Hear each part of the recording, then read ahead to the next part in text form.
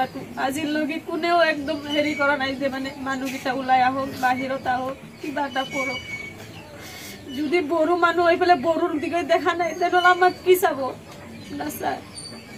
ৰঞ্জন দৈমাৰী আজি কিমান বছৰ হৈ গ'ল সি চুক্তি যদি কৈছে সি বাহিৰত থাকিব লাগে কোনো চৰকাৰে হেল্প কৰা নাই প্ৰমোদ বড়ো সি নিজৰ ছাত্ৰ লৈ আছে আমাৰ ভাইটিক লৈ গৈছে সি সময় নাই কথা ক'ব কাৰ কাৰণে পাইছা ৰাজনীতিটো আমার তেজ দিয়ে আমার চকুর পানি দিয়ে পাইছে তো বেলেগে দিয়া নাই যদি পারে আমাকে দিয়ে বিয়ে অলপ দি দিও আমি খাই ফেলে দুইজনে মরে যাব লড়া চলে শান্তি আছে জীয়াই থাকা থেকে কেনকে চলিব মোর ঘর কেনকে লড়া চলিব খুয়াম করো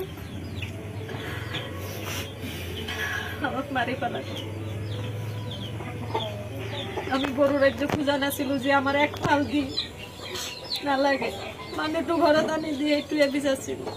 কিন্তু এইটো কৰা নাই প্ৰমোদ বড়ো ছাৰে নিজৰ ৰাজনীতি লৈ পেলাই মানে ব্যস্ত আছে চোৱা নাই যে মানুহকেইটা ইমান কষ্টকে আছে এন্তক ওলাই আনো আশাৰ তলত থাকো বিচাৰা নাই প্ৰমোদ বড়ো ছাৰকো মোক বহুত বেয়া পাইছে বৰ্তমান অসম চৰকাৰ আৰু বিটিআৰ চৰকাৰক কি বুলি আহ্বান কৰিব এক্স এন ডি বিলাক যেহেতু জেলত আছে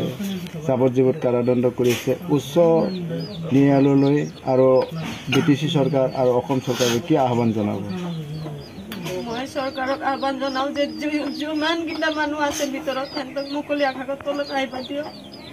তেন্তে চলি পিৰি থাক নহ'লে আকৌ 15 আগষ্টৰ পিছত আকৌ এনেকৈ আন্দোলন হ'ব আৰু বহুত মানুহ মৰিব তেতিয়া দায় কোনে ল'ব চৰকাৰে ল'ব লাগে তেতিয়া ময়ো যোগদান দিম যিহেতু আমি দুখতে থাকছোঁ তেতিয়া আমিও যাম যোগদান দিব পাৰোঁ সেয়ে চৰকাৰৰ তাতে মোৰ আহ্বান জনাইছোঁ এইটোৱে যে 15 আগষ্টৰ আগে চবক যে মুকলি আকাশৰ তলত আহিব দিয়ে সেইখিনি মোৰ আহ্বান থাকিল আৰু জয় বৰাৰী।